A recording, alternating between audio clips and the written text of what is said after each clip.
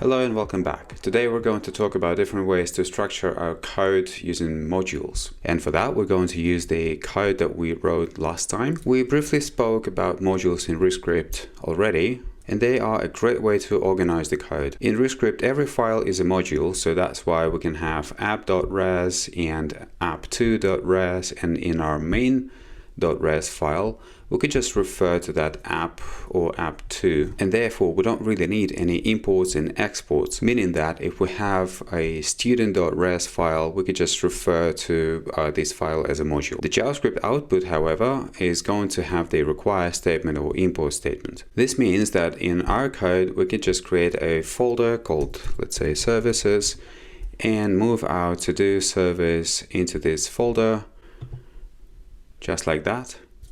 And that's it. So now, as you can see, only JavaScript files were updated here because now our to-do service is being imported from the services folder. Our to-do service.res file is a module with the same name, so that's why we can just refer to it in our app.res file. Let's create a submodule for our to-do type. So we're going to start with module keyword. Let's call it to do, and we're going to just define our type over here. So let me just move it inside of this module. Here we have the decoder for our single to do. So I'm going to take this decoder and move it up as well, and we could just rename this to decoder. Okay, looks good. So now our functions that come from the decoder library are not defined. So what we can do is that we can define another module, let's say D, and it will refer to JSON decode module. So that would be the alias for JSON decode module. What we can do now is that we can just use this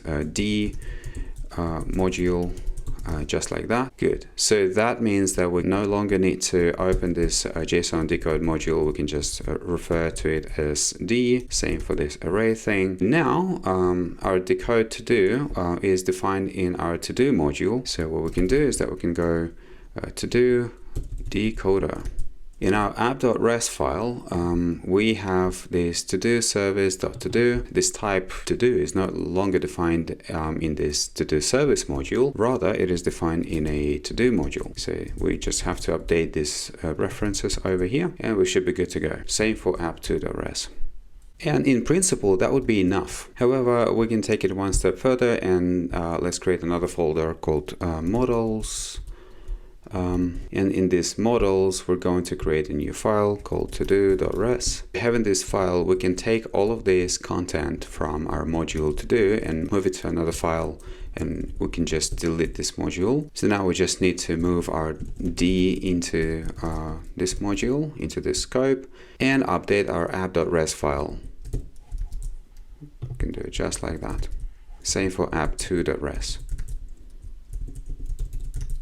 If we look at the to-do module now, it will expose the module D, which is technically the internal detail, and we can hide this using the interface file. To do that, we're just going to create a new file called todo.resi. So first of all, we're going to have type to-do, and now we need to expose this decoder binding. Let's take this let decoder binding and define the type for it. So that would be JSON decode T of our to-do. So this defines the interface for our module to-do. And so now if we take a look at the module to-do, we can see that this module contains the type to-do, and it has some let binding decoder of this type. What's interesting is that if we add another binding here, like to string, and we'll take some item, and we'll take item.title. This toString will be marked as unused, and that's because it is not exposed in the interface in our .resi file. That's why it will not be available anywhere else. Let's fix this by adding this binding here. So toString will be a function from type to-do to string.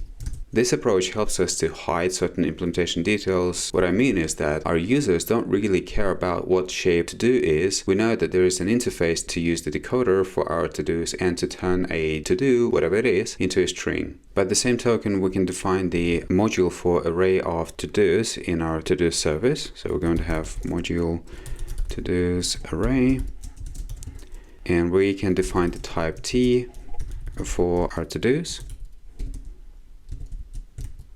And we can take this function over here, decode to-dos, and turn this into a let binding inside of this module, but I'm going to call it from JSON, just like that. So now we can refer to this module.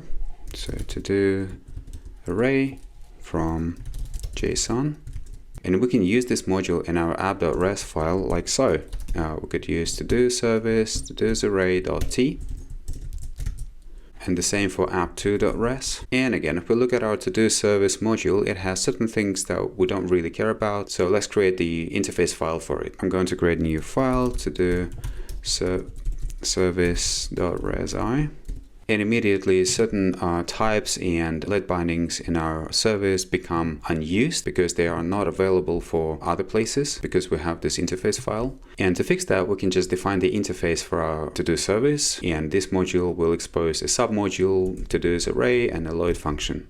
Cool, everything comes together, and if we inspect our to-do service now, we can see that it has the to-dos array and the load function that does something. And that would suffice for most of the cases. Just keep your file names unique and you'll be fine. But I want to talk about a concept called functors. So functors are special kind of modules, special kind of functions. So let's take a look. Modules can be passed to functions, but we can't pass them to regular functions. Instead, we can pass them to special functions called functors. And here's an example of how we can define the type of a module, sort of like an interface, and then this module type can be used as a constraint to create new modules.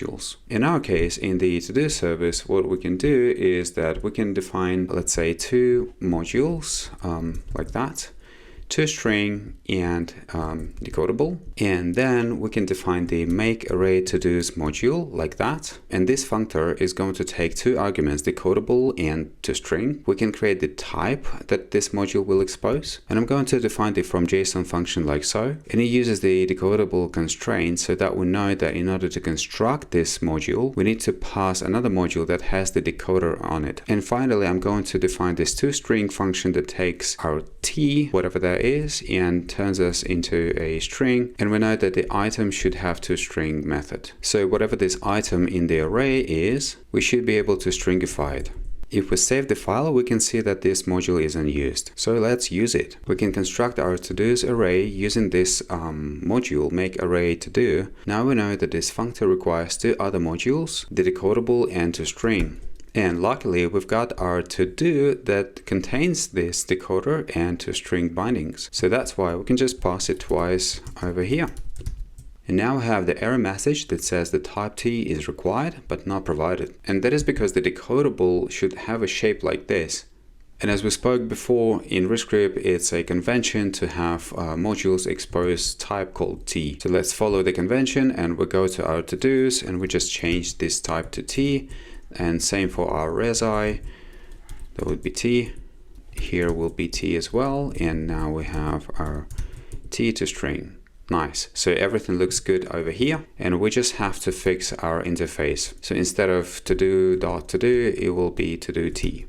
So now our functor make array to do has a function toString that is unused, and we don't expose this functor, but we do expose to-dos array. And so in order to expose it, we can just go to our to-do service and we can just add this missing binding. So that would be toString, and it has a type of t into a string. Good, so even though we don't expose this functor, this function is now used through this module that we constructed using this functor. This means that we can use this function now in our app.res file. So here we turn this array of items into a string, and instead we could just use to-do service, to-dos array to string, and we can just pass the items here. And of course, we can do the same thing in our app2.res. So instead of that, we could just use our method. If we inspect our code, we can see that items has type to-do service, to-dos array.t, and this type is defined as array of to-do t. And of course, if we change something in our types, let's say our ID is not int but string, there will be a mismatch, it won't compile. And the same applies to our toString function, because we know that this function is from type t to string, whatever the t is, and that that is exactly what it says in the interface file. So if we change this function to return the ID, we can see that there is a mismatch between these type definitions. And we can fix this by changing this interface file. So it will be t2int, but then the problem will appear somewhere here because toString should have a function that takes t and turns this into a string, but we give it an integer. So let me implement this properly, and we're going to return the strings, and our compiler is happy. Cool, I hope it was useful, and I hope to see you in the next one. Cheers!